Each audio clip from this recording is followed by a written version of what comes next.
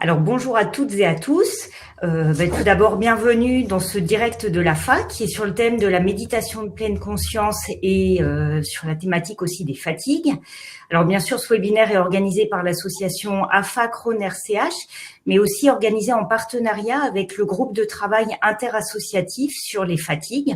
Et j'ai le plaisir aujourd'hui d'accueillir les trois intervenantes, qui sont donc Ingrid Banovic, qui est professeure en psychopathologie à l'Université de Rouen-Normandie, Sophie Bertuzzi-Girando, qui est bénévole dans les associations Apaiser SCC et dans l'association française du syndrome de fatigue chronique, et enfin le docteur Béatrice Leloutre, qui est médecin pédiatre et praticienne en hypnose ericksonienne et en méditation pleine conscience.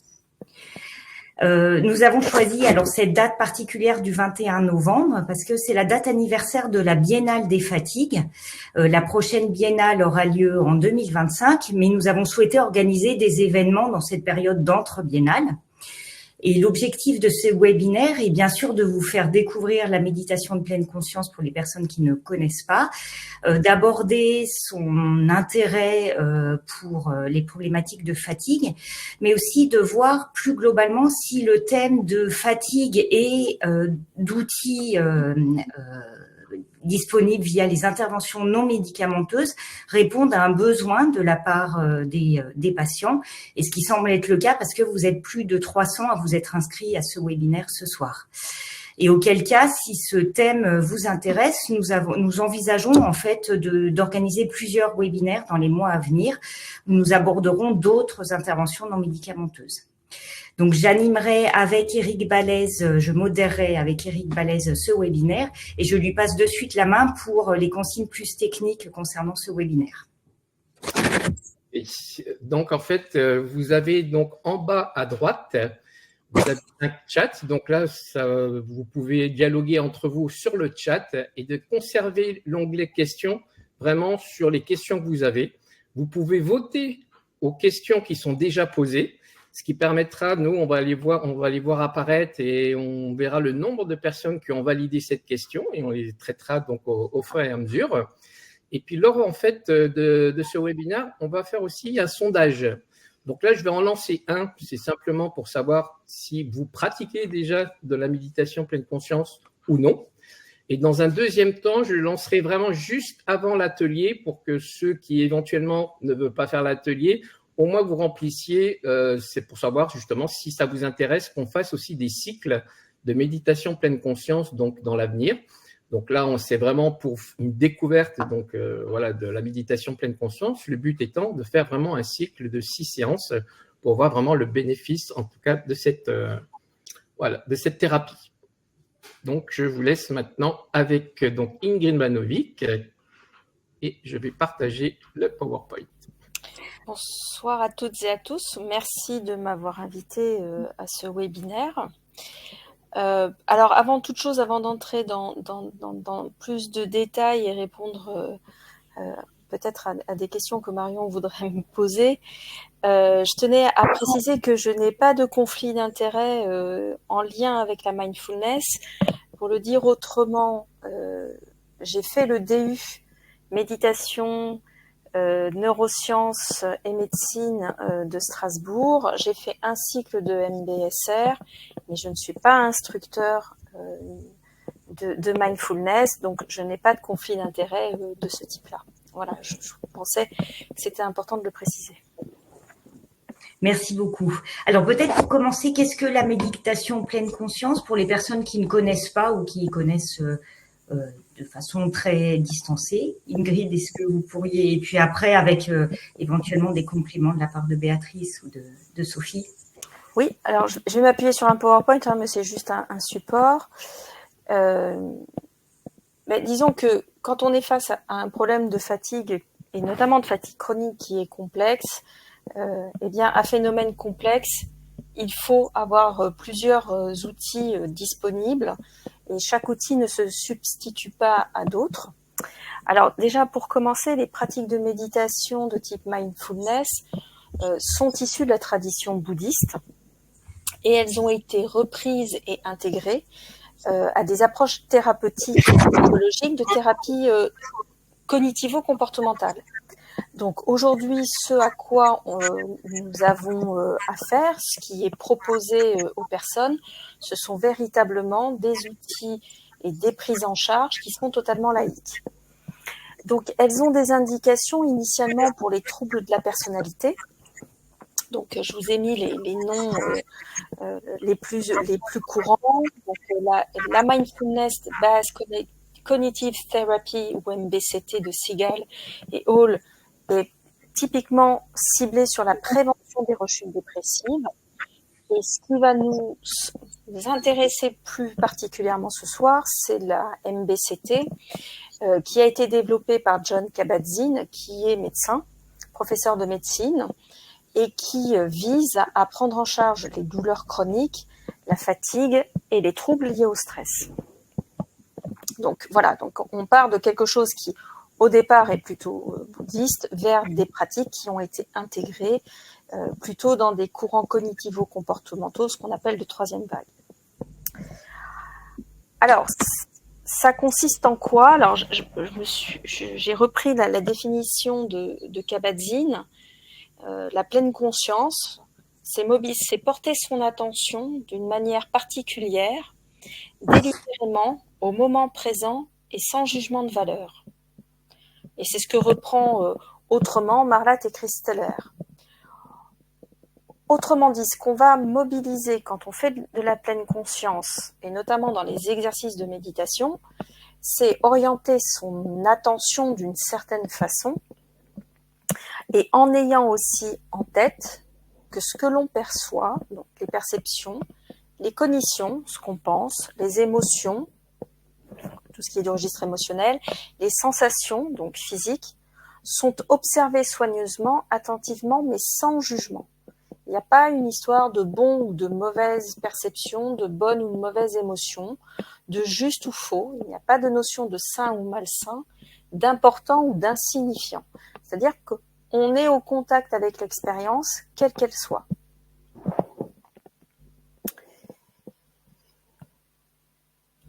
Peut-être que je peux m'arrêter là, pour cette partie-là. Est-ce que Béatrice, vous voulez rebondir, ou Sophie, en fait, sur un complément sur cet aspect-là? Oui, je veux bien dire un petit mot peut-être assez global. C'est que c'est pas, effectivement, pour moi, c'est pas une technique ou une logique particulière pour gagner quelque chose ou accéder à quelque chose. En fait, c'est un chemin d'équilibre, en fait, cette pratique qu'a décrit Ingrid, où on apprend petit à petit à être vraiment là dans l'instant et pas être toujours dans le passé ou dans le futur ou dans la négation de ce qu'on sent. On dit que la méditation, c'est avant tout une pratique corporelle, c'est-à-dire qu'on va revenir dans ce que notre corps sent, voilà, en particulier dans les émotions, par exemple, qu'on a assez facilement tendance à pas vouloir ressentir quand ce sont des émotions dites désagréables. Donc, on apprend petit à petit je dirais, à faire face aux grains de sable du quotidien, de l'existence. Donc, c'est une pratique donc qui s'apprend petit à petit et qui nécessite effectivement de l'entraînement, mais qui nous transforme un peu progressivement aussi dans notre façon d'être, je dirais, dans toute notre vie, pas simplement dans les petits temps consacrés à la méditation. Et du coup, sur les mécanismes d'action, savoir plus précisément comment ça fonctionne, est-ce qu'il y a des études qui sont faites sur ça? Est-ce qu'on a plus de données maintenant? Alors, on a plus de données maintenant, mais j'aimerais avant toute chose préciser des éléments. C'est que la méditation, elle n'est pas destinée à tout le monde ou à n'importe quel moment pour les personnes. Donc, toutes les personnes qui sont en phase de dépression aiguë ou de troubles bipolaires ou qui ont encore des séquelles d'abus psychologiques, physiques, émotionnels, sexuels, ou qui sont encore sujettes actuellement, c'est-à-dire au moment où elles veulent s'inscrire dans un parcours de méditation, d'attaques de panique récurrentes ou de troubles psychotiques, il est déconseillé de commencer une séance de méditation, sachant que tout praticien sérieux doit demander avant toute inclusion, c'est-à-dire participation à un groupe ou travail de type méditatif, ces questions-là doivent être impérativement posées. Si c'est pas posé, c'est pas sérieux. Voilà, je le dis aussi clairement que ça. Alors oui, il y a des études. Je reviendrai un petit peu plus tard sur les mécanismes autres et ce à quoi il faut faire attention. Donc ça fonctionne essentiellement et de façon extrêmement robuste, c'est-à-dire qu'on retrouve d'étude en étude des actions sur la douleur, la dépression, l'anxiété. Sachant que pour nous, c'est très intéressant, puisque la douleur épuise, et la douleur et la fatigue sont aggravées par un sommeil non réparateur, des émotions négatives, et des stratégies qui vont être des stratégies cognitives et émotionnelles qui vont être l'évitement, la fuite, et qui entraînent un cercle vicieux, c'est-à-dire qu'on fait moins de choses, on a moins envie, on se sent moins actif, moins compétent, et ça aggrave la douleur, ça aggrave la fatigue, etc. Donc, il y a des travaux qui montrent que sur les symptômes d'anxiété, de dépression, de fatigue, de troubles du sommeil, de sensations corporelles plutôt douloureuses, la mindfulness a un effet pour certains patients intéressant. Donc on a des études, alors j'ai essayé de prendre que des études les plus récentes. Il y a des effets intéressants sur l'aspect anxieux et dépression de patients qui sont atteints de maladies physiques chroniques. Et dans l'étude de Johnson et al. En 2023, on se rend compte que les effets sur l'anxiété et la dépression liés à la pratique notamment de la mindfulness ont des effets en termes comparables, en termes d'ampleur, à des traitements médicamenteux. Alors, ce que l'on savait aussi, mais qui est réactualisé en 2023, c'est que la mindfulness combinée à une activité physique, alors c'est pratique sportive, mais c'est activité physique, ont des effets extrêmement importants sur dépression, anxiété et fatigue des femmes atteintes d'un cancer et des patients atteints de fatigue post-Covid. Donc, ce qui peut être intéressant pour peut-être des personnes qui sont dans la salle et qui seraient concernées. Alors, pour contrebalancer l'effet de genre des femmes atteintes d'un cancer, on a aussi des effets intéressants sur dépression, anxiété et fatigue pour les patients atteints d'un cancer du poumon qui sont statistiquement en général plutôt masculins. Donc il y a pas les femmes pratiquent beaucoup la méditation, mais c'est efficace aussi bien chez les hommes que chez les femmes. Et ça fonctionne aussi, alors toujours sur les mêmes variables, les études sont beaucoup plus mesurées sur les effets vraiment biologiques, sur l'inflammation, etc.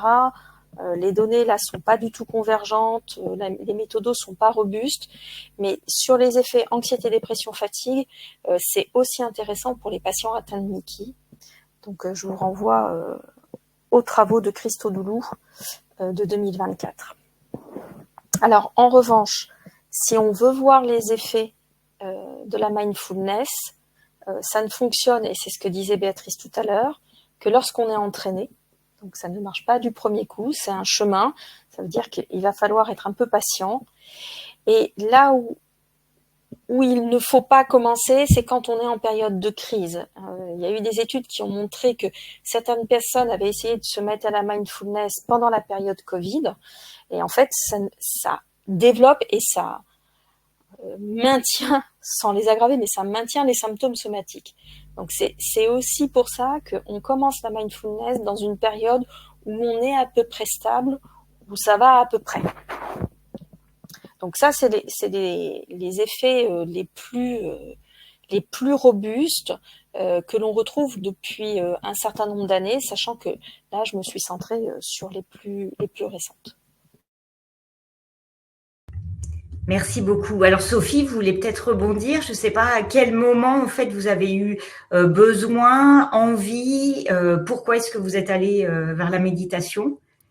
Alors d'abord bonsoir à tous, merci de me convier à ce partage très intéressant. Donc pour ma part, je suis multipathologie, je suis atteinte de 2 maladies rares, de fibromyalgie, d'apnée du sommeil. Ça c'est pour expliquer qu'effectivement ça peut rentrer dans le cadre de plein de pathologies.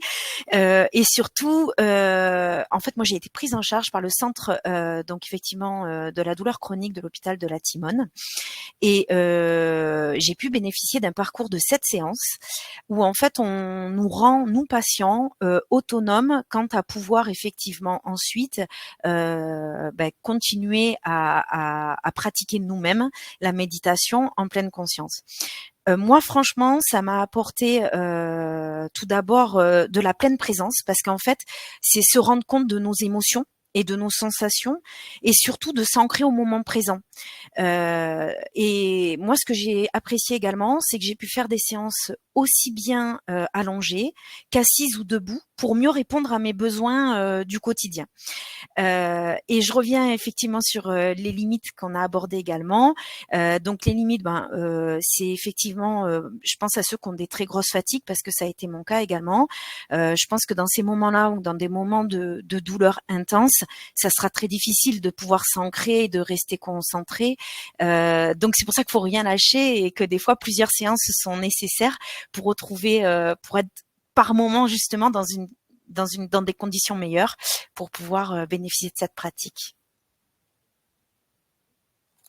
Marion, je crois qu'il y a pas mal de questions. On va peut-être commencer à les aborder. Dont une Alors du coup, la question qui a le plus de votes en fait de Sarah, la méditation de pleine conscience est-elle compatible avec les états de stress post-traumatique? Ça a commencé à être discuté, mais peut-être en décalé vraiment des états intenses. Je ne sais pas, Ingrid, Béatrice, si vous voulez rebondir. Alors, si la personne est en état de stress post-traumatique non pris en charge, non amélioré, moi je serais tentée de dire non. En général, quand il y a une prise en charge prévention de rechute, prévention de la rechute dépressive, des troubles anxieux sévères, c'est quand même, il y a eu un suivi psychiatrique, une prise en charge en amont, et c'est la méditation est un adjuvant, et c'est toujours un adjuvant. Donc il faut considérer que, comment dire, pour le dire encore autrement, quand on est trop mal, le fait déjà de se concentrer sur un élément qui va être soi-même un élément interne, quand on ne va pas très bien, que les émotions sont à fleur de peau, c'est très rapidement insupportable et c'est très fragilisant. Donc c'est aussi pour ça que il est extrêmement important, avant de commencer une pratique, de discuter avec le praticien avec lequel vous allez être, et aussi si vous avez des sensations, des émotions qui vous submergent au moment des pratiques, votre instructeur est là aussi pour vous aider à débriefer. Donc dans les moments aigus, non. Alors là, du coup, je passe naturellement la main à Béatrice. Est-ce que justement, ce sont des situations qui peuvent se produire? Quel accompagnement? Ou est-ce que vous conseillez ou non, en fonction des patients que vous avez, de tester ces pratiques? Là, je rejoins complètement ce que dit Ingrid. Je pense que quand on est en période de grande vulnérabilité, donc là, par exemple, un stress post-traumatique ou un état mental très difficile, temporaire, la première urgence, c'est la prise en charge médicale, psycho-émotionnelle, etc.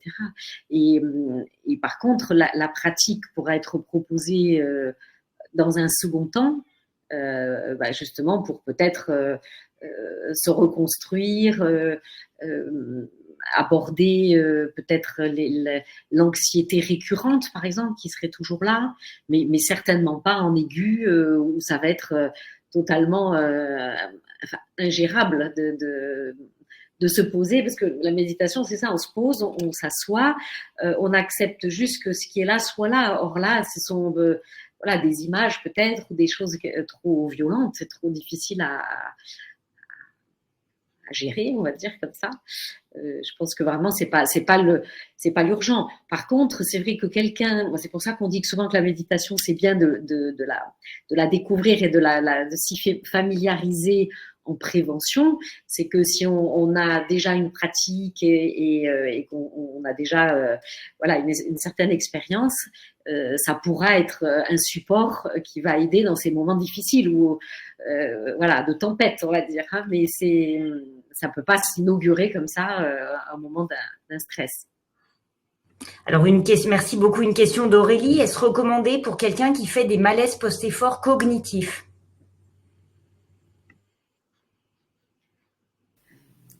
Alors, moi, j'ai pas de réponse précise. J'ai envie de vous répondre. Il ne faut pas imaginer la mindfulness uniquement sur l'aspect on est assis sur un zafou, donc c'est le coussin de méditation, pendant 20 minutes. C'est une des pratiques centrales, mais c'est pas la seule. Peut-être que pour commencer et sans se mettre de pression, l'idée serait peut-être de commencer par ce qu'on appelle les pratiques informelles. C'est-à-dire que quand vous êtes en train de faire quelque chose, être au moment présent. C'est-à-dire que vous êtes là et vous vous centrez sur ce que vous êtes en train de faire. Donc, il y a des petits exercices qui pourraient être... vous pourriez commencer, mais comme toute pratique psychocorporelle, c'est mobilisateur. C'est mobilisateur émotionnellement, cognitivement et physiquement. Donc, le malaise post-effort, personne ne peut vous dire que vous n'en ferez pas un. Donc, potentiellement, peut-être commencer graduellement par des activités qui sont des activités qui vous sont accessibles. Donc, c'est une réponse de Normand, je suis désolée. Mais pas de souci. Et du coup, il y a plusieurs questions. En fait, je vois sur des différences entre méditation, hypnose, méditation, certains exercices de sophrologie. Donc, ce qui montre qu'il y aura quand même un intérêt. Je pense, à fait d'autres webinaires sur les autres interventions non médicamenteuses. Peut-être déjà Béatrice pour un éclairage. Et Sophie, par exemple, est-ce que vous en avez testé plusieurs et vous vous êtes dit, vous avez testé l'hypnose, la sophrologie, la méditation et vous avez dit en fait, la méditation, c'est pour moi. Peut-être l'éclairage de Béatrice avant et puis après le témoignage de Sophie. Alors, ce sont des pratiques, bien sûr, il y a des ponts entre toutes ces pratiques, mais c'est vrai que dans l'hypnose ou dans la sophrologie, en général, il y a un but. Hein, on va faire, par exemple, de l'hypnose pour des douleurs, pour arrêter de fumer, la sophrologie pour voilà, passer l'anxiété, etc. La méditation, a priori, c'est plus une pratique. Logiquement, on dit la méditation, spontanément, ça sert à rien. Alors, il y a des effets collatéraux qui sont très bons pour la santé, qui ont été déjà cités par Ingrid, mais on médite pas pour... c'est pas une baguette magique pour obtenir quelque chose, quoi. C'est un chemin de transformation dans notre façon d'interagir instant après instant avec tout ce qui va se passer dans une vie. Et c'est pour ça que les premières séances peuvent être déstabilisantes, parce que comme on va entrer vraiment en contact avec ce qui est là, peut-être que les douleurs ou peut-être que justement la fatigue qu'on ressent, on va la sentir d'autant plus, puisque là, pour une fois, on accepte d'entrer vraiment honnêtement, lucidement en lien avec. Alors que dans les pratiques d'hypnose et de sophrologie, où on va entraîner un état modifié de conscience, qui a un petit peu également de modification des ondes un peu dans notre fonctionnement du cerveau, il n'y a pas cette même cet objectif précis d'un exercice, en fait. Voilà, on fait des exercices dans ces deux pratiques-là. Je pense pas que pour moi la méditation c'est pas juste faire des exercices. C'est quelque chose qui va infuser petit à petit un mode de vie, vous savez, comme le sachet de thé dans l'eau chaude, là, qui va colorer petit à petit notre façon d'être, de réagir, de sortir des automatismes, de revenir dans le réel, parce que on a tendance, vous l'avez sûrement tous observé, à être beaucoup dans le passé, le futur, ou être dans la salle d'attente aussi. On est beaucoup dans nos vies dans la salle d'attente. Voilà, on attend que ça aille mieux, on espère que ça n'arrivera pas ou que ça va arriver ou que ça va changer, etc. Et finalement, on n'est pas forcément beaucoup présent là dans l'instant présent. Alors Ingrid a levé la main, je pensais pour rebondir et je vous passerai la main juste après Sophie. Non, je passerai après Sophie. C'était l'idée de je reprenne la main après. D'accord. Voilà. Alors Sophie. D'accord, très bien.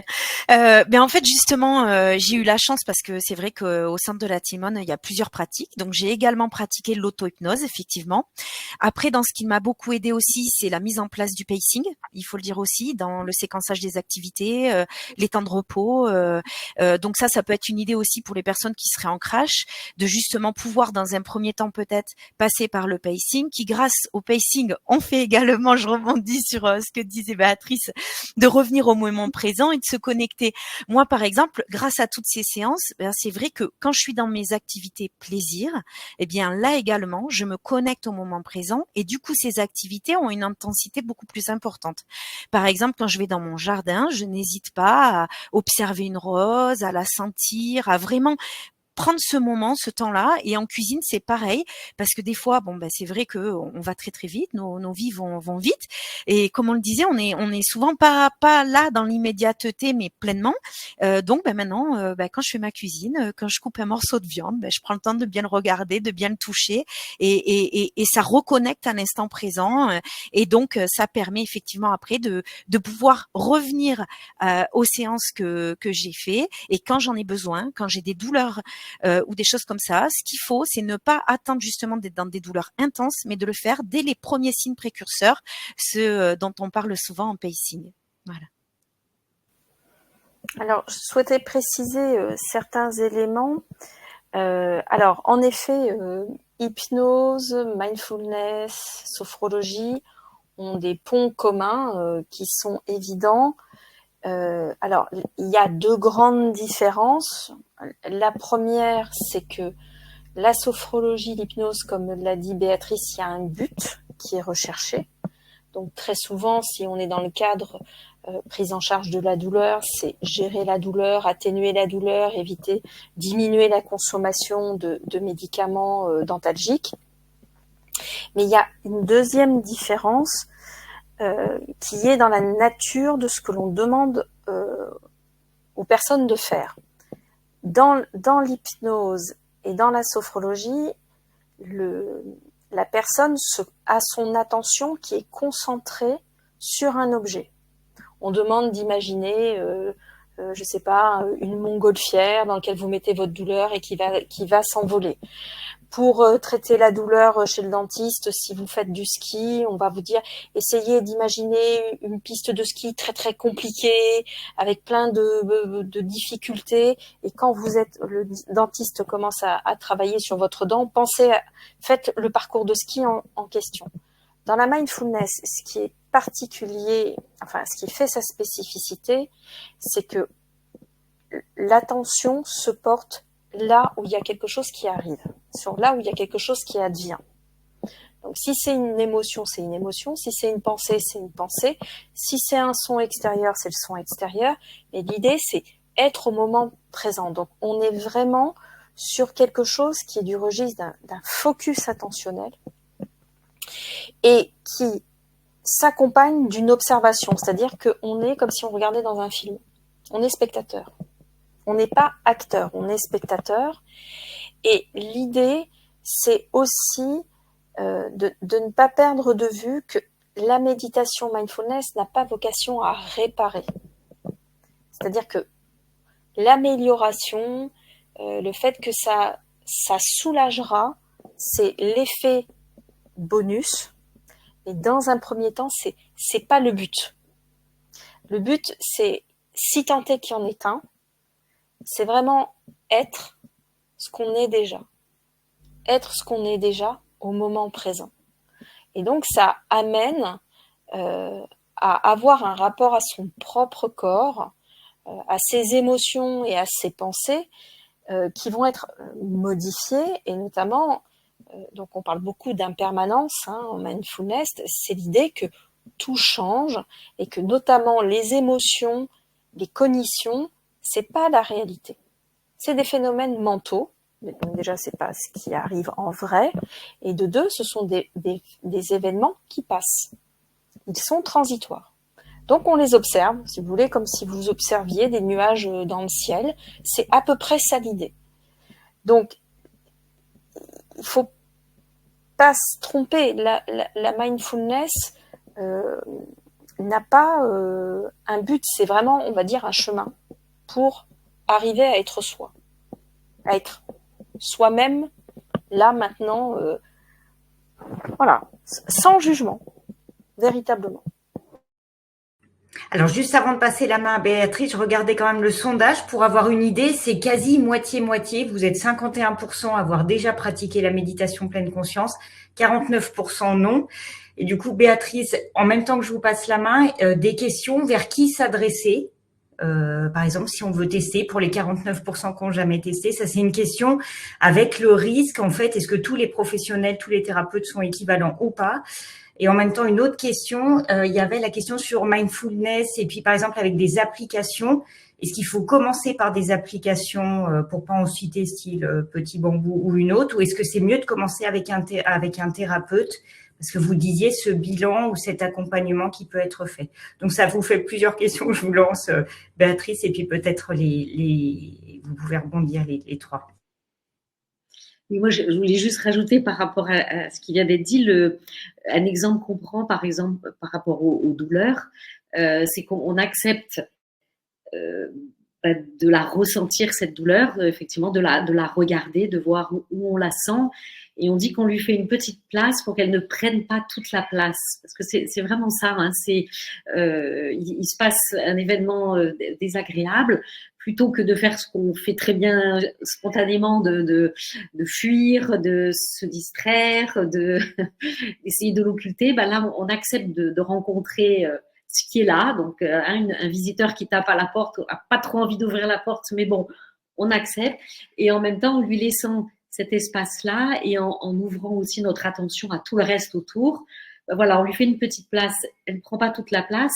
Et en même temps, le fait de laisser comme ça de l'espace lui permet peut-être de se transformer. C'est un petit peu ça le chemin, je dirais. Alors après, pour pratiquer, comme on l'a dit tout à l'heure, c'est à la fois quelque chose de simple et finalement de très compliqué de se mettre à la méditation parce que voilà, c'est une approche auquel on n'a pas été formé, encore moins dans notre culture.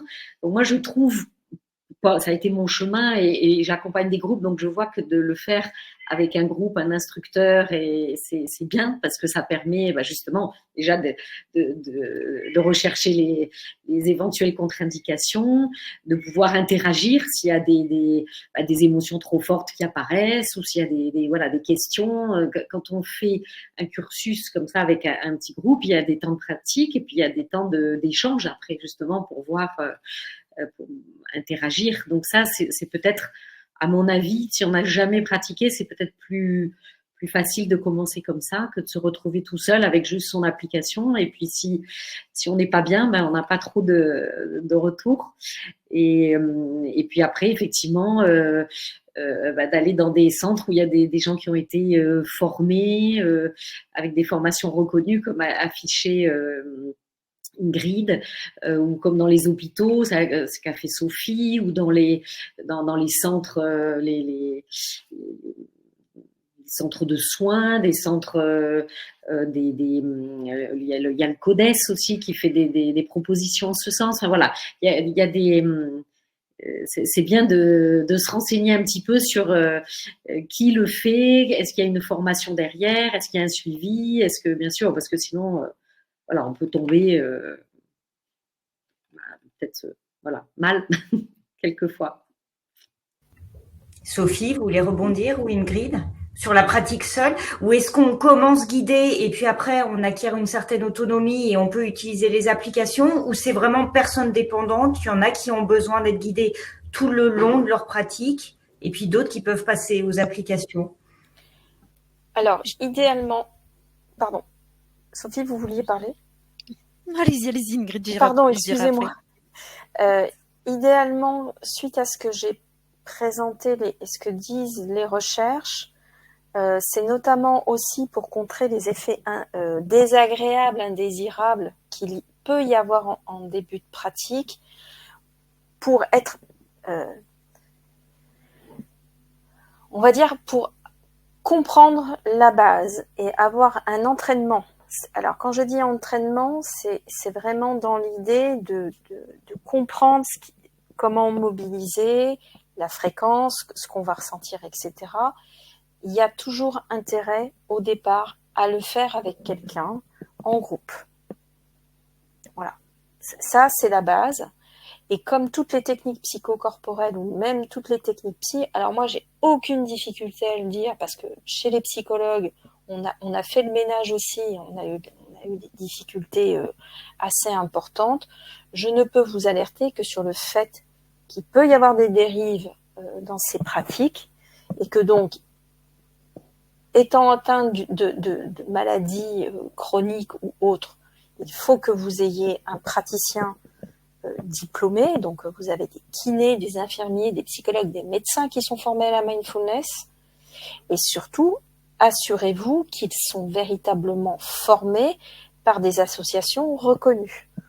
Je me suis un jour amusée à surfer sur le net, alors entre les cours de yoga faits par quelqu'un qui est certainement très très bien en yoga et qui fait de la méditation, moi excusez-moi mais j'ai un peu de mal. Donc, vous avez alors l'association qui est la plus connue, il y en a d'autres, hein, mais qui fait un travail de formation et qui a un annuaire, c'est l'ADEME, mais il n'y a pas qu'elle. Vous avez aussi les associations de MBCT qui ont des répertoires. Alors, je vais aussi vous renvoyer sur les sites d'associations de malades. Donc, je sais que l'AFA a fait un gros travail sur les praticiens, les annuaires de personnes vers qui on peut se tourner, la SFC aussi. Mais ce que je tiens à rappeler, c'est que comme toutes alors je parle de prise en charge, c'est-à-dire c'est dès lors qu'on fait la démarche soi-même de vouloir donner de soi, de mettre de soi dans quelque chose qui doit améliorer une situation ou vous faire changer quelque chose, quelquefois la première séance ne fonctionne pas. Si ça ne fonctionne pas, c'est pas grave. Peut-être que ça vient du groupe, peut-être que ça vient de la personne qui est en face de vous. Donc vous changez, vous essayez avec quelqu'un d'autre. Il n'y a rien de grave, ça ne veut pas dire que l'instructeur est mauvais, ça ne veut pas dire que le groupe n'est mauvais, c'est juste, il n'y a pas un bon fit, il n'y a pas une adéquation. Si ça ne marche toujours pas, on peut faire un pas de côté. Il y a des pratiques qui sont connexes, alors elles sont différentes, mais elles sont peut-être un peu moins exigeantes en termes de temps, elles sont peut-être moins coûteuses cognitivement, émotionnellement. Donc la cohérence cardiaque, alors qui fait un retour en force extrêmement important. Alors Ingrid, j'ai justement des questions. Certaines personnes demandent ce qu'est la cohérence cardiaque, si vous pouvez juste redéfinir. Alors la cohérence cardiaque, c'est très simple, c'est merveilleux, ça marche à tous les coups. C'est le fait de laisser sa respiration se faire naturellement et spontanément. La respiration, si on la laisse faire, quand on n'est pas crispé, pas tendu, etc., la respiration, quand elle est normale, ample, ralentit le rythme cardiaque, décontracte les muscles et permet de faire baisser la tension. Donc on l'a prescrit, entre guillemets, à des gens qui sont hyper tendus, à des gens qui sont hyper anxieux, qui ont des anticipations anxieuses avant d'aller dormir, etc. Donc en fait, on demande aux personnes de se concentrer uniquement sur la respiration et d'inspirer et de souffler sur un certain nombre de temps. Donc vous avez des applications sur téléphone, Respire Relax, qui est gratuite. Il y a Respirar, je crois aussi. Ces applications sont gratuites. Là encore, ça marche, mais ça ne peut marcher que si vous vous entraînez. Et idéalement, donc vous pouvez commencer à 1 minute, 2 minutes, mais idéalement 5 minutes par jour. Et, alors déjà, vous allez ressentir les effets physiques de relâchement des épaules, des muscles, etc., des contractions. Mais ce qui est très intéressant, et c'est aussi l'intérêt de la méditation, mais pour être un cran en dessous la cohérence cardiaque, c'est que le jour où vous avez un stress, le jour où vous n'arrivez pas à dormir ou le jour où vous avez une douleur, vous faites votre séance de cohérence cardiaque. Et vous allez avoir les moyens de traiter, de trouver la solution pour affronter la situation qui vous gêne. Et si vous n'êtes pas entraîné avant, ça ne marchera pas. Donc la cohérence cardiaque, en fait, c'est tout simple, hein. C'est laisser la respiration se faire. Et donc pour s'entraîner, c'est inspirer et souffler sur un certain nombre de temps. Alors, il y avait Sophie qui voulait parler et Béatrice juste après. Alors moi, c'était simplement pour dire qu'effectivement, je crois que chacun doit appréhender tout ça avec sa personnalité. Moi, c'est vrai que j'avais fait beaucoup de méditation avant, que je m'étais intéressée justement Petit Bambou ou autre, parce que c'est vrai que via notre association Apaisée aussi, on a pu via l'Institut Analgesia tester une nouvelle application qui s'appelle Apésia. Bon, je sais pas si vous le voyez, mais qui s'appelle Apésia, et donc c'est justement plein de solutions, dont la cohérence cardiaque, dont plein de petits exercices, mieux comprendre aussi les pathologies. Et je crois que certains ont besoin des fois d'être justement accompagnés, et c'est là où c'est intéressant d'être face à des professionnels, et d'autres effectivement pour retrouver les solutions grâce à des petites applications. Mais je pense que dans les applications, ça ne va pas au bout. Il y a pas cet échange qu'on peut avoir après avec le praticien qui va permettre d'aller au-delà et de pouvoir gérer les choses. Et je voulais rebondir aussi par rapport à tout à l'heure, quand on dit qu'effectivement dans la méditation pleine conscience, il y a pas un but. Effectivement, il n'y a pas un but. Par contre, moi, ce que j'ai remarqué, c'est qu'effectivement, le fait de se concentrer à l'instant présent et de se concentrer sur les bruits environnants, parce que on fait ça avec tout ce qui nous entoure, hein, puisque on est conscient de ce qui se passe autour de nous. Eh bien, ça permet, moi, j'ai la déconnexion avec le cerveau. Donc, moi, pour moi en tout cas, j'ai remarqué que ça coupait la connexion et le justement la sensation de douleur. Comme je suis obligée de me concentrer et sur l'instant présent et sur les bruits environnants, eh ben ça me permet des fois justement de déconnecter avec la douleur quand je suis assujettie à de grosses douleurs. Merci beaucoup Sophie. Béatrice, du coup, votre micro, Béatrice. Voilà, je voulais juste rajouter dans le fait d'être dans un groupe, il y a aussi justement toute la force du groupe, parce que il y a une interaction, une bienveillance qui est posée dès le départ. Et en miroir, quand chacun peut exprimer que voilà, pour soi c'est difficile, ça pense beaucoup, ou, voilà, j'ai du mal, il y a des bruits, je me déconcentre, etc. C'est assez aidant de voir qu'on n'est pas tout seul, qu'on avance ensemble. Voilà, donc le groupe, et puis quand il y a le groupe, il y a un rendez-vous, donc voilà, on est là, on se pose, il est 17h, on médite ensemble. C'est des fois plus facile que tout seul chez soi de se dire bon, allez, je vais trouver un temps, puis en fait, non, j'ai plein de choses à faire, on trouve toujours plein d'excuses pour pas s'opposer. D'ailleurs, c'est ce que disent souvent les personnes.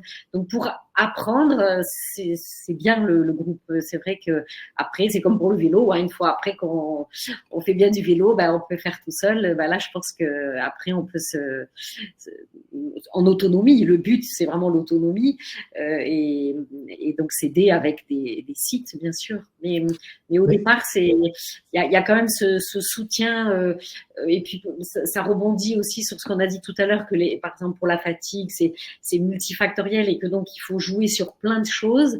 Et moi, ce que j'observe dans les groupes là que j'ai accompagnés, c'est que ça crée un lien quand même humain, social, et que ça fait partie aussi des éléments de cette dynamique de se remettre dans le flux de la vie, de la santé, de l'énergie, et c'est un des éléments qui va jouer aussi pour le mieux-être. Alors, j'ai vu par exemple dans le chat, c'est vrai que moi j'ai du mal à me concentrer, et ça revient souvent. Et moi, je veux simplement témoigner. C'est vrai que pour moi, ça a été dur aussi au départ, donc de me concentrer justement sur la voix, sur cette voix qui guide. Mais voilà, je pense qu'il faut être aussi persévérant. C'est qu'au départ, j'ai déjà essayé il y a 6-7 ans la méditation, et puis j'ai fait 1 ou 2 séances et j'ai arrêté. Mais là, j'ai vu que j'ai approfondi, j'ai essayé. Donc, voilà, c'était petit à petit, parce que c'est vrai que mon esprit partait à droite, à gauche. J'avais du mal à me centrer justement sur cette voie. Et je pense que c'est quand même une habitude et il faut quand même le faire pour y arriver. Donc, il faut quand même être assez persévérant. Alors, je sais que c'est des fois peut-être contraignant, mais je pense que voilà, moi maintenant, je sais que j'y arrive et ça m'a fait un bien fou en tout cas. Donc, c'est vrai que c'est des choses qu'il faut entendre parce que je vois qu'il y en a peut-être qui se découragent, mais je pense qu'il faut quand même voilà, essayer plusieurs fois.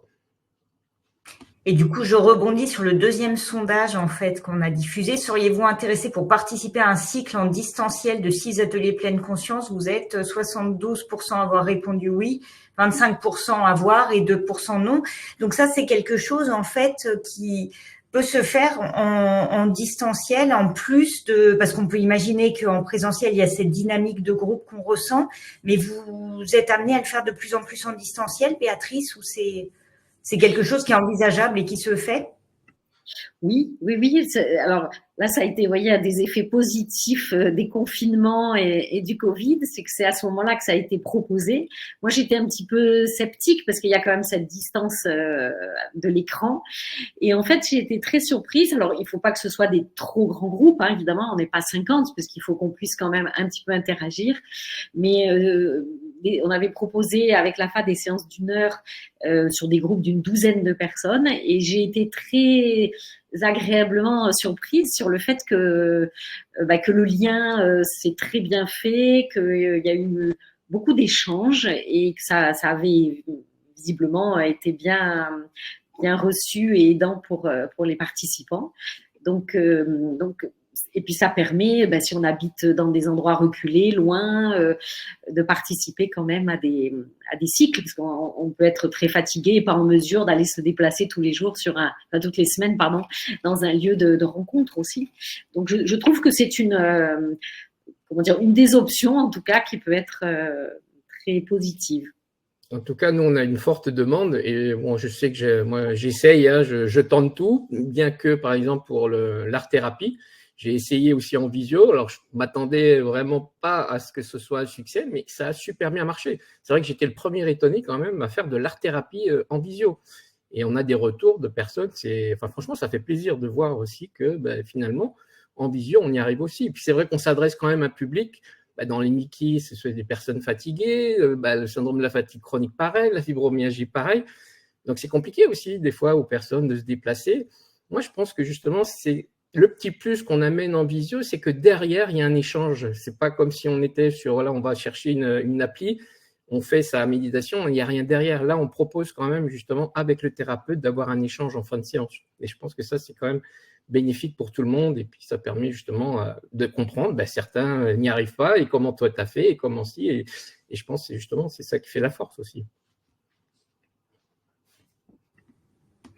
On proposera, je ne sais pas si j'ai peut-être oublié de vous le dire, mais en fin de webinaire, il y aura une petite initiation de 10 minutes par Béatrice. Une question à laquelle on n'a pas répondu, et ça c'était pour rebondir à ce que vous aviez dit, Ingrid, en début de présentation. Vous avez parlé d'une synergie, d'un effet positif de coupler la méditation à une activité physique. Et du coup, des personnes qui répondent en fait avec la question pour des personnes qui font des syndrome de fatigue post-Covid ou j'imagine des personnes de l'association SFC avec toute la difficulté en fait de cette difficulté de pratique d'activité physique, de réadaptation en fait et du coup est-ce qu'il y a quand même un intérêt de faire de la méditation sans cette synergie en fait si l'activité physique ne peut pas être mise en place en fait? Alors dans l'idée générale, quand on parle d'activité physique et notamment dans le modèle, enfin dans ce que propose Kabat-Zinn, c'est des mouvements de yoga. Donc c'est des mouvements très simples qui ne sont pas qui peuvent être faits parce que Kabat-Zinn quand il a commencé au lit du malade avec des malades qui étaient au fond de leur lit qui ne pouvaient pas sortir de chez eux. Donc l'idée c'est d'éviter au maximum que le corps perde l'habitude du mouvement. Et si le mouvement en tant que tel n'est pas possible, imaginez, visualisez le membre ou le corps qui bouge. Alors, pour les malades du cancer, ce qu'on leur propose, c'est des mouvements de type yoga, mais souvent aussi, alors ça c'est au cours des séances de méditation, mais à part et en complément, on leur propose une activité physique, mais qui est une activité physique adaptée. Donc, qui est faite en fonction de leur degré de fatigue, de leurs compétences physiques, et par quelqu'un qui est formé à ça, ce qu'on appelle l'activité physique adaptée. Donc, ça reste une activité physique, mais là encore, quand on part de très très loin et que physiquement c'est pas possible, on commence pas à pas. Et petit à petit, on ajoutera des éléments d'activité physique. Mais comment dire, c'est une espèce de synergie et j'ai envie de dire, il faut prendre le fil, il faut prendre par un bout. Mais si on veut avoir un effet potentialisateur, l'essentiel est d'arriver, alors dans 6 mois, 1 an, 2 ans, je sais pas, à avoir une activité physique un peu plus importante que ce qu'on pouvait avoir, qui était peut-être, je vais pas dire nul, mais qui était extrêmement complexe, voire insupportable et inenvisageable en début de prise en charge. L'idée vraiment de la mindfulness, c'est de pouvoir la faire même quand on est hospitalisé et qu'on ne peut pas bouger. Sophie, vous voulez rebondir du coup avec votre propre expérience, j'imagine? Oui, également en tant que bénévole, parce que effectivement, je crois qu'il y a, et ça rejoint tout à fait ce que disait Ingrid. Je crois que ce qui est essentiel, c'est alors les bases du pacing, c'est justement aussi pour les gens qui sont vraiment très fatigués. Donc là, je réponds plus aux gens de la SFC. C'est justement effectivement, il y a un guide pratique qui existe, donc il suffit d'aller sur le site de la SFC et pour effectivement arriver à avoir des séquençages d'activités, à retrouver un peu plus de capacité dans la gestion de sa journée, parce qu'effectivement ça tout dépend de à quel stade on est. Quand on est en stade sévère, effectivement ça sera très compliqué. Mais par contre, je rejoins aussi le fait que grâce aussi au centre donc de traitement de la douleur, il y a également l'activité physique adaptée qui est proposée. Et moi, j'ai pu en bénéficier et je peux vous assurer que j'ai été à un moment où vraiment mes douleurs me permettaient pas avant l'opération et tout ça de pouvoir bouger comme je voulais, d'être bien. Et en fait, je dirais, il n'y a pas une solution miracle, mais c'est la mise en place de tout ça, moi en tout cas, qui m'a permis de rester debout aujourd'hui. Et effectivement, il y a et l'activité physique qu'on reprend petit à petit, il y a le mouvement, et effectivement le mouvement. Alors en fibromyalgie aussi, on a parlé de la méthode Munz, je ne sais pas si vous connaissez, et c'est des mouvements effectivement de yoga, mais encore plus, c'est-à-dire c'est très ralenti, c'est des mouvements très très ralentis. Donc je crois qu'effectivement il y a plein de solutions qui peuvent s'offrir à nous, et je pense qu'il faut peut-être tester effectivement pour voir ce qui correspond le mieux à chacun.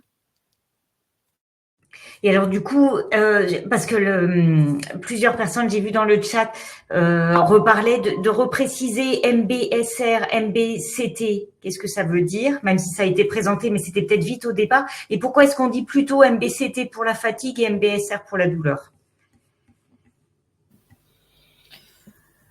Globalement, en fait, c'est des programmes qui reposent toutes sur la méditation, sur le body scan, mais on va cibler des émotions, des cognitions un peu différentes. Dans un cas, c'est vraiment ciblé pour c'est la prévention des rechutes dépressives. Et donc c'est le MBCT. Donc il y a une partie thérapie cognitive où on va travailler sur les schémas, les cognitions et les émotions dépressives. Dans le MBCT, on n'est plus dans le MBSR, on est plus, j'ai fait une erreur, c'est plutôt dans la médecine comportementale, c'est tout sur les effets du stress. Et donc le stress ayant un effet à la fois physique et psychologique, le fait de pouvoir gérer ce stress, on améliore toutes les émotions négatives, puisque en fait, pas simplement les émotions négatives, c'est la régulation de toutes les émotions qui permettent justement que l'expérience de fatigue ou de douleur, on lui laisse sa place, mais elle ne prend pas toute la place. Et ne prenant plus toute la place, on a plus de moyens de voir ce que l'on peut faire et comment le faire. Donc c'est juste sur après il y a des histoires de durée, de séances qui sont plus ou moins longues, de types d'exercices qui vont être ciblés, mais des exercices plutôt, on va dire, cognitifs, qui différencient les deux, voire les trois, parce qu'il y a plusieurs types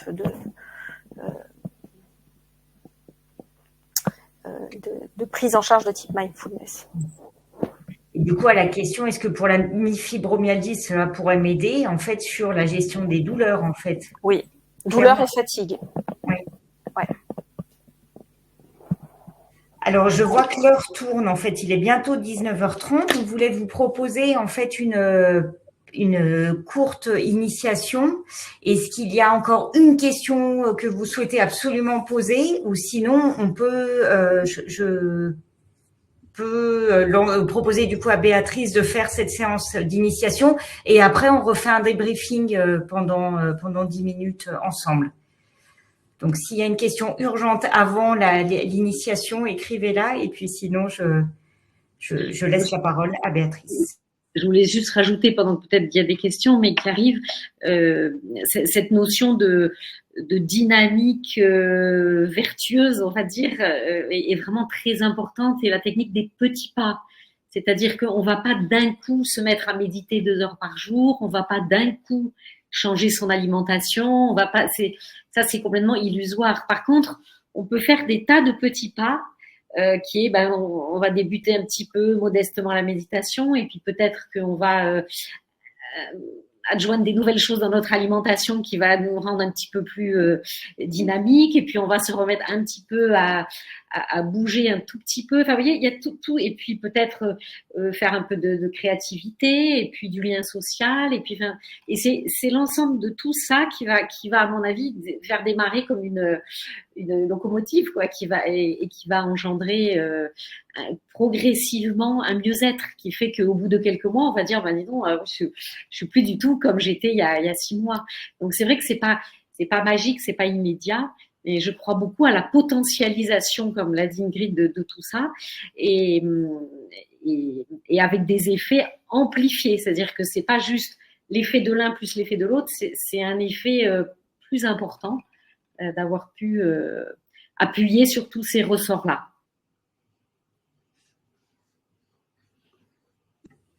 Alors, il n'y a pas de questions brûlantes qui ont été mises dans la fenêtre de discussion, donc je propose du coup que vous fassiez l'initiation et puis après, on refait un débriefing ensemble.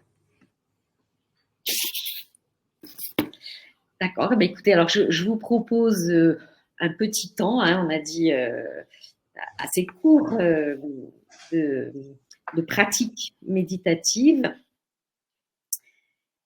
Donc la première étape, c'est peut-être déjà juste de bien vous installer. Alors je pense que vous l'êtes déjà devant ce webinaire, mais voilà, de prendre le temps de bien poser le corps, de s'asseoir d'une façon à la fois confortable et stable. Donc là où vous êtes assis, il ne s'agit pas on ne parle pas de zafou ou autre chose. On peut méditer sur notre chaise, il n'y a pas de souci. Et la proposition, vraiment quand on se pose comme ça, quelques instants, les pieds à plat au sol, peut-être les mains posées sur les cuisses, se mettre le dos relativement droit, sans raideur particulière. C'est déjà de simplement ralentir. À la fois un ralentissement physique, mais aussi mental. Là, on a beaucoup échangé. Il y a peut-être eu plein d'idées qui ont germé en nous écoutant. Notre mental est peut-être très actif, là, très sautillant. Et la proposition, c'est, je me pose là sans rien faire de particulier.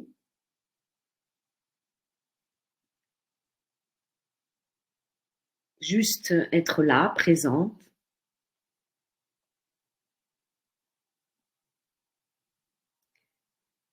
La première étape, c'est peut-être simplement de prendre de ces nouvelles, comment je vais là à l'instant, posée sur ma chaise, sans rien faire de particulier, c'est-à-dire qu'il y ait des tensions, des émotions, peut-être beaucoup de pensées, peu importe. Moi, je vous propose juste de vous poser sans rien faire du tout, ce qui n'est pas forcément facile.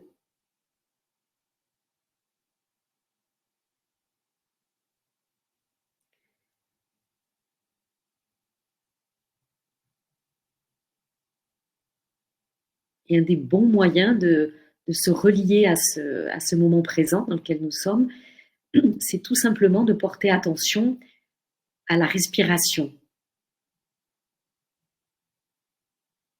Cette respiration, elle est là, tout le temps. C'est un petit peu comme un phare sur lequel on peut s'appuyer. On respire beaucoup dans la journée de manière automatique, inconsciente. Et là, la proposition, c'est de porter attention au mouvement de la respiration. Simplement de suivre le mouvement de l'air qui traverse à son rythme le corps.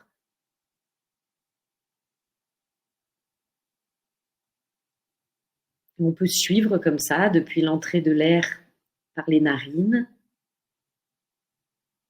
sentir comment cet air circule vers la gorge, les poumons, le ventre.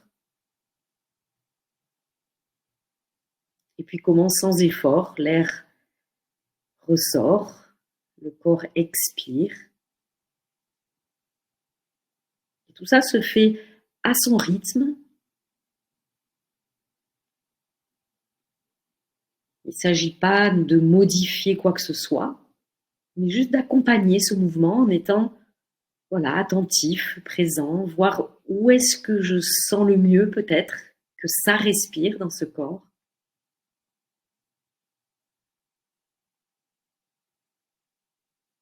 Il y a peut-être des sensations que vous observez, peut-être un peu de tension en fin d'inspiration. Et puis, accompagner le relâchement au moment de l'expiration.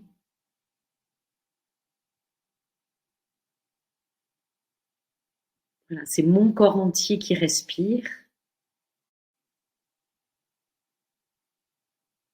Je ne pense pas la respiration ou je ne la commente pas, mais je la sens dans ce corps.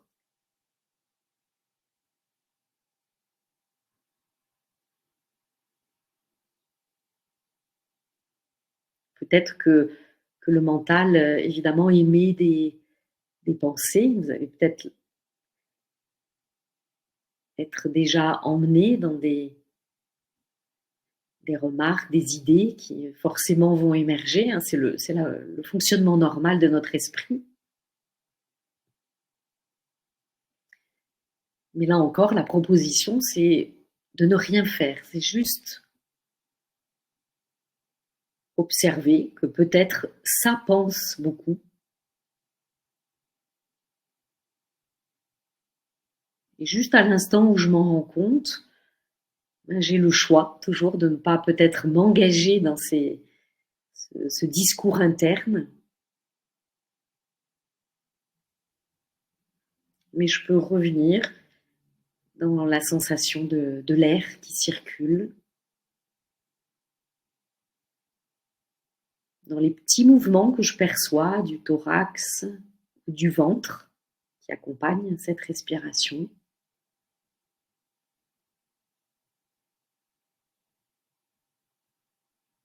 Je peux porter attention également aux zones du corps que je sens en contact avec le siège ou le sol.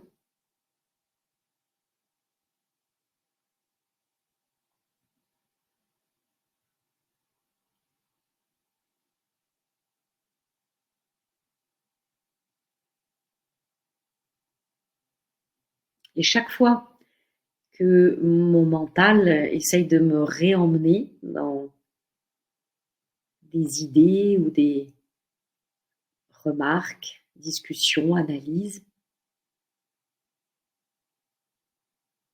tranquillement, chaque fois que je m'en rends compte, avec beaucoup de patience et de bienveillance aussi, je vous propose de revenir juste dans la sensation de cet air-là que je perçois, par exemple, au niveau de mes narines.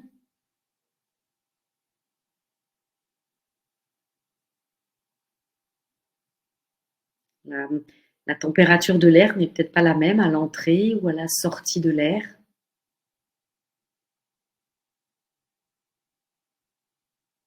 C'est vraiment sentir que j'inspire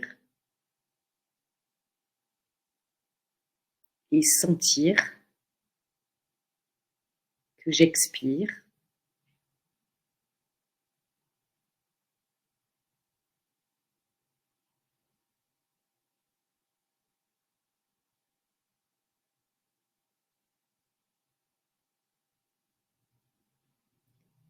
Et en suivant cette sensation de l'air, un mouvement, une aération qui se produit, ça me permet peut-être de bien sentir à quel point c'est vivant là-dedans.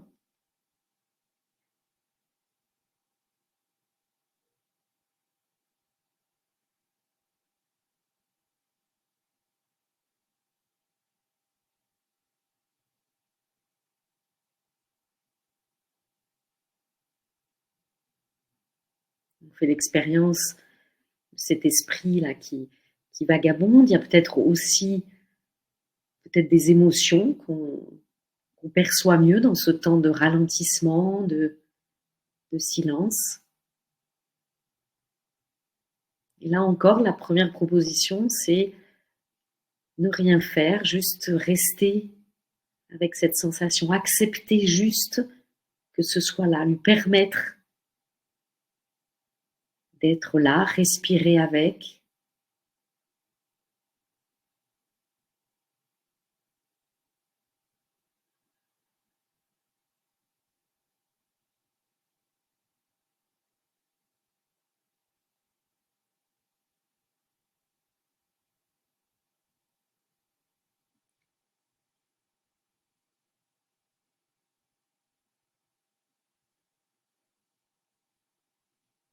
On peut aussi revenir à tout moment dans la sensation du bassin qui est en contact avec le siège, sentir que ce siège, cette terre nous porte.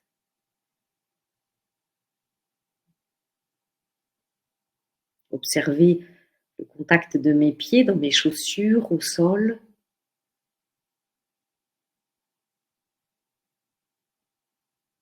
Ou encore sentir peut-être en mettant l'attention sur le poids des mains sur les cuisses, leur chaleur aussi.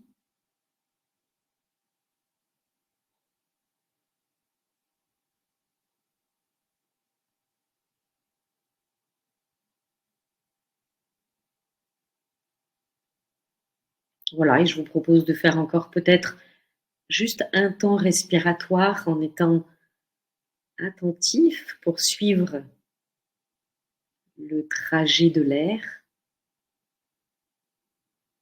Savourer peut-être de sentir cette vie qui circule. Se réjouir aussi avec gratitude, de sentir que la vie est bien là.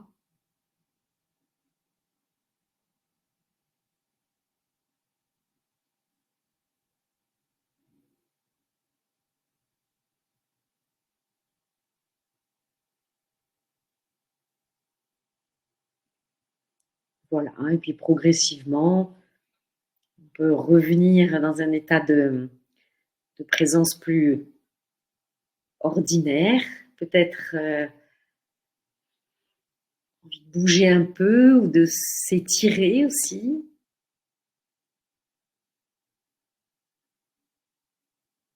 Vous avez peut-être envie également de bâiller, ce qui est un bon signe. Ça veut dire qu'on a quand même appuyer un petit peu sur le ralentisseur.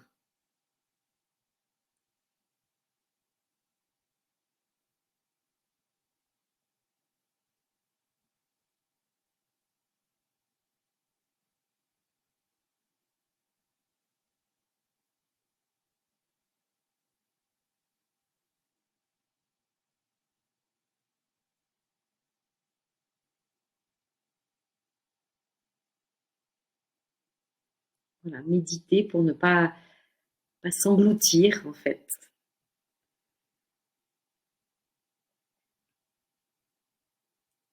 Pas pour ne pas sentir, mais pour ne pas s'engloutir avec tout ce qui peut se présenter.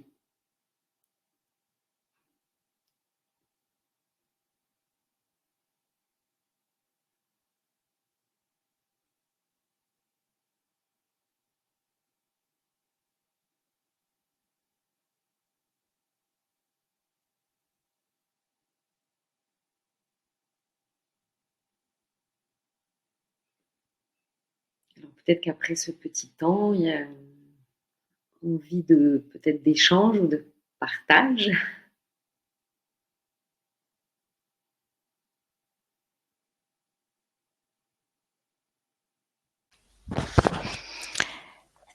Alors, si vous voulez partager cette expérience, si possible, en priorité, utilisez l'onglet questions, parce que dans l'onglet chat, il y a eu beaucoup de choses. Et donc, pour qu'on puisse retrouver plus facilement vos retours sur ce temps d'initiation, utilisez. Combien de temps ça a duré, la question? Vous avez l'impression que ça a duré longtemps ou pas longtemps? On avait dit 10 minutes maximum, c'est ça, Béatrice, je crois qu'on s'était fixé. Est-ce que c'était vraiment 10 minutes? J'ai pas regardé. Oui, c'était 11 et demi, je crois. Alors peut-être une question à nous dire. Vous avez l'impression que ça s'est passé rapidement? Et les séances que vous faites, c'est combien de temps, Béatrice, en règle générale? C'est avec les thérapeutes, c'est 1 heure, c'est moins? Alors souvent, quand c'est dans un cycle qu'on fait avec des patients, on propose, bon, ça dépend suivant un petit peu les groupes, hein, ça peut être sur 2 heures ou sur 1 heure et demie. Quand c'est en Zoom, c'est un peu plus court, c'est souvent 1 heure. Et il y a un temps souvent déjà on approfondit un petit peu, quelques minutes, un des thèmes, un des piliers, je dirais, de la pratique méditative. Ensuite, il y a un temps de pratique et qui s'allonge un petit peu au fil des semaines, parce qu'on ne va pas d'emblée méditer 20 ou 25 minutes, c'est compliqué. Ça peut être voilà, des petits temps progressifs. Et puis, un temps après d'échange sur ce qui s'est vécu, les éventuels voilà, retours, questions. Et puis, souvent, on finit par des petits exercices qu'on va pouvoir pratiquer pendant la semaine, puisqu'on se voit 1 fois par semaine. Donc, il y a des propositions d'exercices, d'entraînement pendant la semaine, et notamment, comme ça a été abordé tout à l'heure, de pratiques donc, dites formelles. Donc, formelles, c'est comme on vient de faire là, quelqu'un qui guide, on se pose et on médite. Et puis, de pratiques informelles. Donc, informel, ça veut dire être présent dans des choses de la vie quotidienne. Alors, ça peut être pour être complètement présent quand on prend une douche, quand on mange, quand on va dans son jardin, comme l'a dit Sophie. Voilà, et c'est quand on prend son café. Et ça non plus, c'est pas forcément facile au départ. Hein. Observez-vous, quand on se lave les dents, quand on prend sa douche, on est souvent pas là, en fait. Alors du coup, il y a plein de retours qui sont intéressants à lire. Donc ça a fait beaucoup de bien. Les personnes avaient l'impression d'être hors temps, perdu la notion du temps. Une personne qui s'est endormie, est-ce que ça arrive souvent? Ou une question donc une personne qui s'est endormie, une autre personne qui dit elle s'est vraiment relâchée, mais elle se sent très fatiguée après ce temps. S'endormir, est-ce que ça arrive souvent et qu'on se sente plus fatigué après? Est-ce que c'est normal? Est-ce que ça peut arriver? Alors s'endormir. Oui, alors si c'est pas le but premier, mais si on pratique en particulier allongé, effectivement, ça peut être, on peut s'endormir. D'ailleurs, ça peut être quelque chose que les personnes utilisent quand ils ont des problèmes d'endormissement le soir. Souvent, quand on est assis, l'avantage d'être assis, et on dit souvent de décoller un tout petit peu le dos du siège, c'est que même si on a un petit moment une seconde d'endormissement, ben on s'en rend compte et on revient dans la présence et dans la pratique. Maintenant, si on est très fatigué et qu'on s'endort, là aussi, un mot important, c'est toujours cette bienveillance avec là où on en est aujourd'hui. Peut-être qu'aujourd'hui, je m'endors, je suis fatiguée, ben, j'ai besoin, et puis à la prochaine pratique, je resterai présent plus longtemps. Il y a rien de grave, en fait, hein, c'est pas un problème. Et ensuite, le fait de ressentir un peu plus la fatigue, c'est une question intéressante parce que je pense qu'effectivement, comment qu'on se pose et qu'on accepte vraiment de sentir ce qui est là, comme pour certains, puisque c'était le thème ce soir, et ben, il y a une fatigue chronique importante, ben, oui, forcément, on va peut-être un peu plus la sentir. Alors, c'est peut-être la nuance, c'est peut-être de la fatigue, ou alors c'est juste une grande détente. Hein. C'est pour ça que je disais que peut-être vous avez envie de bâiller, par exemple. C'est un grand classique, ça. Quand on a fini la séance, souvent les gens baillent, parce que justement, comme on a lâché un peu les tensions, lâché des choses de vouloir faire, les injonctions, etc., on est sur le ralentisseur, ce qu'on appelle le système parasympathique, et effectivement, on a envie de bâiller. Donc, c'est des réactions normales, et je pense que dans la fatigue, effectivement, on peut la sentir un peu plus, puisqu'on va sentir qu'effectivement, bah, ça pèse, que voilà. Mais ça me paraît pas forcément quelque chose de négatif. On la sent, donc comme on est plus peut-être posé, donc logiquement peut-être un peu plus de clarté, on va la voir et on va. Enfin, on dit toujours que comment dire, savoir qu'on est fatigué, ça va pas nous aider à aller mieux, mais par contre, aller mieux avec la pratique, ça va nous permettre de mieux la voir et de mieux peut-être décider de ce qu'on va faire pour la prendre en charge. On va avoir peut-être des idées plus claires en disant, bah tiens, oui, je vois qu'effectivement, je la sens très forte, cette fatigue. Qu'est-ce que je vais mettre en place comme différents, tout ce qu'on a cité.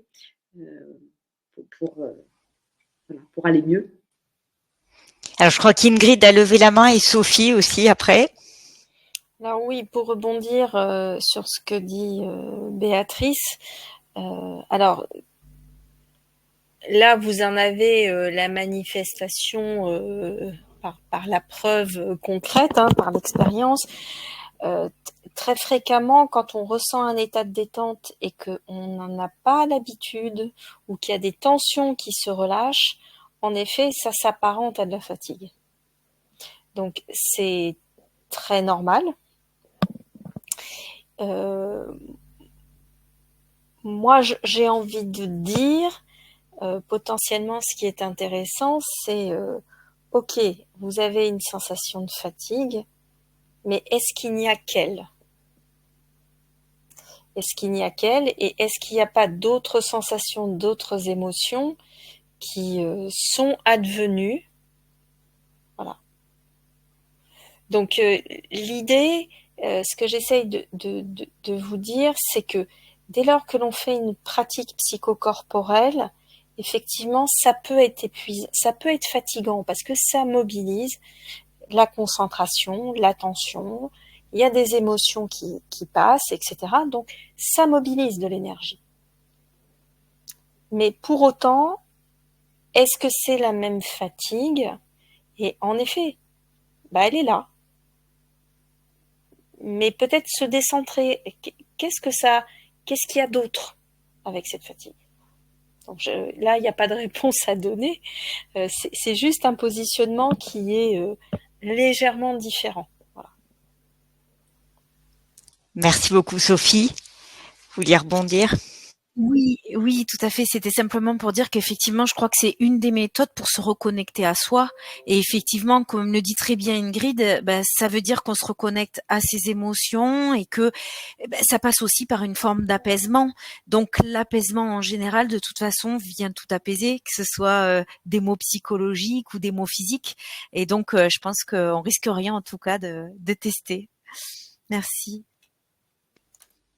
Alors du coup, on n'a pas travaillé cette transition, mais pour tester, plusieurs personnes disent comment est-ce qu'on va, comment être au courant en fait pour un cycle que vous mettriez en place. Donc là, vu le nombre de personnes qui sont inscrites, les retours qu'on a, je pense qu'il y a de grandes chances en fait qu'on essaye de mettre en place ce cycle-là, sûrement en partenariat avec l'association AFA Crohn RCH et puis le groupe de travail fatigue. Et peut-être la meilleure façon de vous tenir informé, ça sera d'aller sur le site internet de notre groupe de travail fatigue.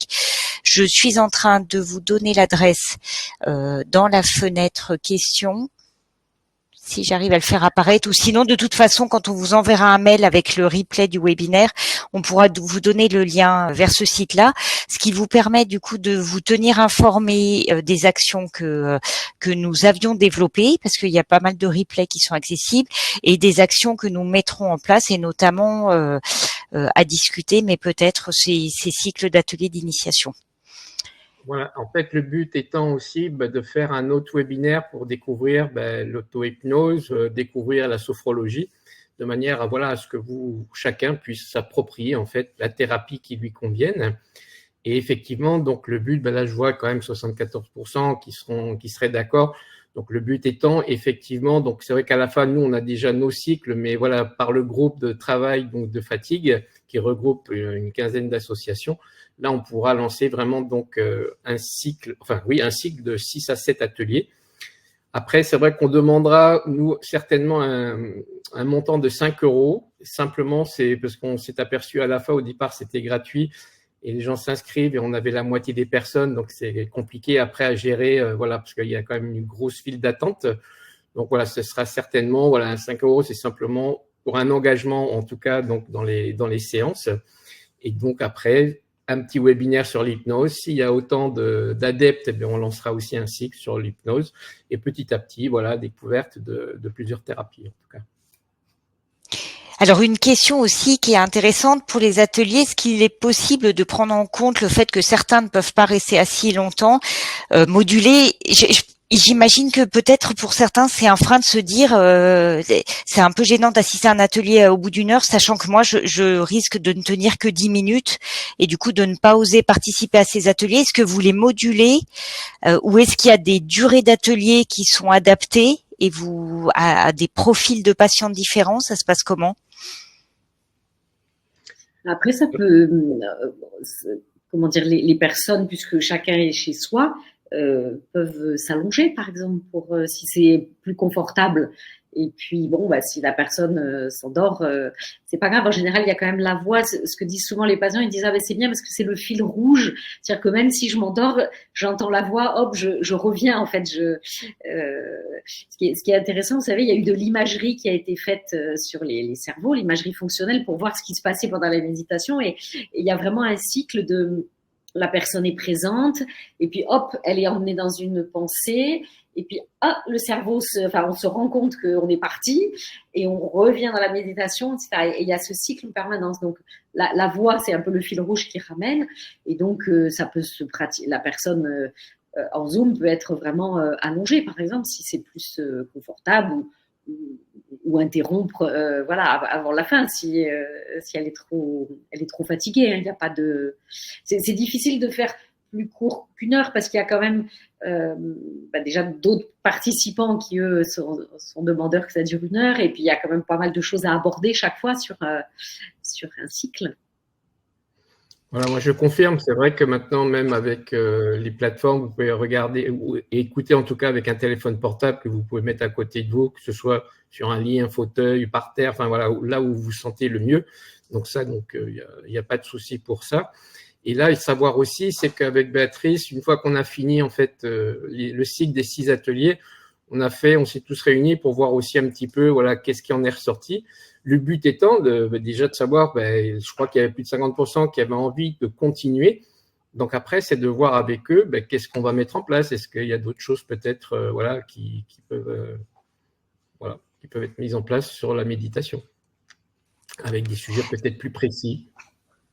Alors, en termes de sujets plus précis, et puis pour rebondir avec ce que vous venez de dire, Béatrice, Anne qui demande est-ce qu'il existe des publications de neurosciences sur le fonctionnement de la méditation ? Alors, par exemple, sur l'imagerie fonctionnelle ou autre chose, parce qu'elle, son expérience, c'est qu'elle est limitée cognitivement, elle fait des malaises post-effort après 8 minutes de lecture, et la méditation allongée, sur 30 minutes, elle est capable de le faire et ça la repose énormément. Et ça lui permet même de récupérer. Est-ce que vous auriez, alors ça va être compliqué de les dire directement, mais est-ce qu'il y a des études sur ça et qu'on pourrait peut-être transmettre a posteriori?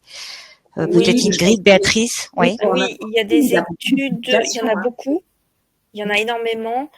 Vous avez l'équipe de Lyon, de LUTZ, L-U-T-Z, qui travaille beaucoup sur les mécanismes d'attention et de méditation.